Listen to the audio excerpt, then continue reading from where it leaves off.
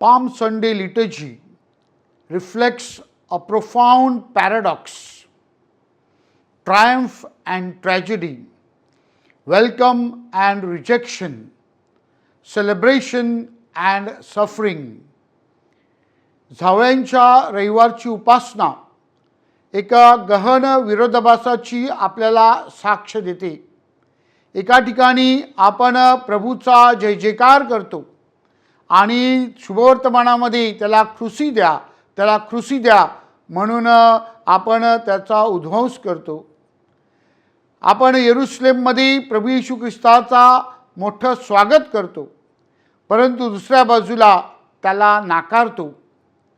एका बाजूला प्रभू येशू ख्रिस्ताचं येरुशलेममधील राज्यपणाचं आपण जणू काही सोहळा साजरा करतो आणि दुसऱ्या बाजूला आपण त्याच्या दुःख सहनावर चिंतन करतो.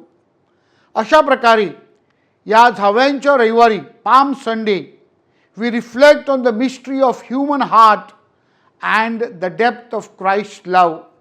म्हणजेच मानवी जीवनाच्या संकटावर, दुःखावर, अडचणीवर एका बाजूला आपण चिंतन करतो आणि दुसऱ्या बाजूला परमेश्वराचं जे मानवावर प्रेम आहे, मानवाच्या तारणासाठी परमेश्वराने स्वतःला कसं अर्पण केलं ह्याविषयी आपण चिंतन करतो. अशा या पार्श्वभूमीवर आजची उपासना जी आहे ती आपल्याला सुंदररित्या बोध करत आहे.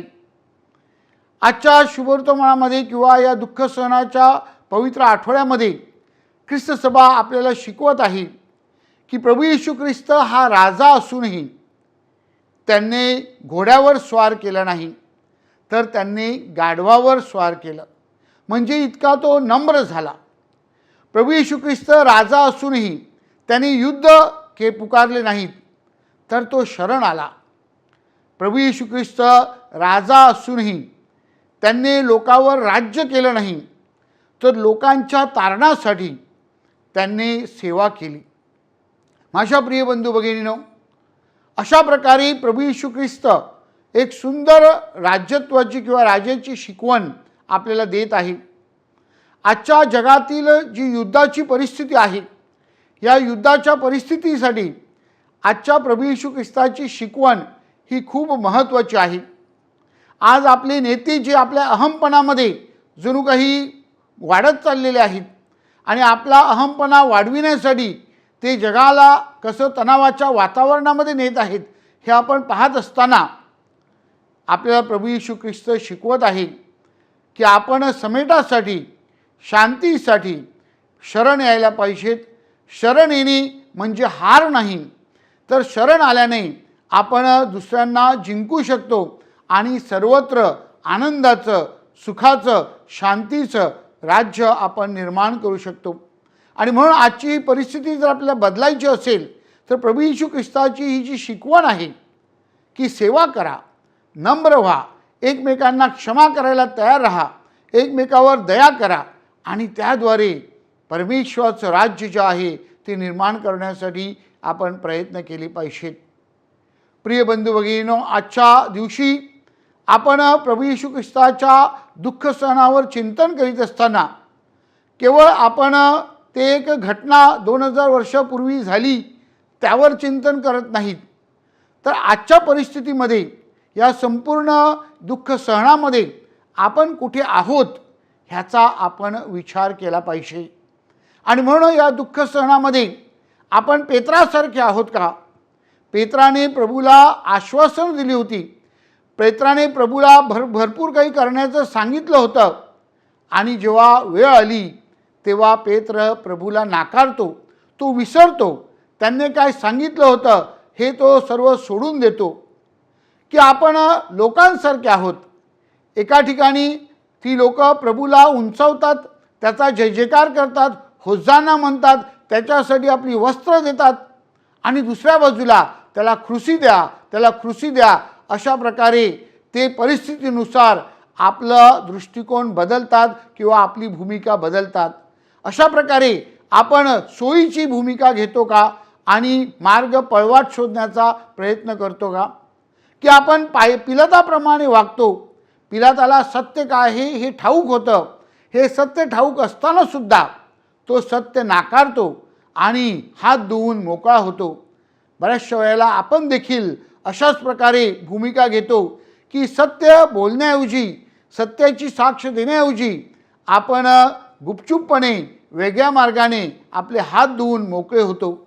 अशा प्रकारे आपण ह्या प्रभू येशू ख्रिस्ताच्या दुःख सहनामध्ये, त्याच्या कालवारीच्या मार्गामध्ये आपण कुठे आहोत यावर आपण चिंतन केलं पाहिजे आणि आपल्या जीवनाची जणू काही झडती घेतली पाहिजे.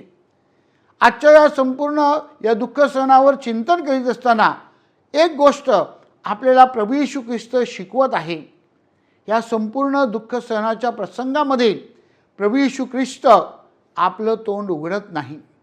तो शांतपणे सर्व काही सहन करतो आणि या प्रभू येशू ख्रिस्ताच्या शांततेमध्ये प्रभू येशू ख्रिस्त आपल्याला सुंदर अशी शिकवण देत आहे. परमेश्वराचा अनुभव घेण्यासाठी, परमेश्वराचं दर्शन घेण्यासाठी आपल्याला एकांतवास शोधला पाहिजे. या एकांतवासामध्ये आपण आपल्या स्वतःच्या जीवनावर चिंतन केलं पाहिजे आणि जे सर्व होत आहे हे पाहणे, सहन करणे आणि त्यामधून परमेश्वराची योजना, परमेश्वराचा मार्ग, परमेश्वराची इच्छा आपण शोधली पाहिजे आणि त्याद्वारे आपण पुनरुत्थानाचा अनुभव घेऊ शकतो.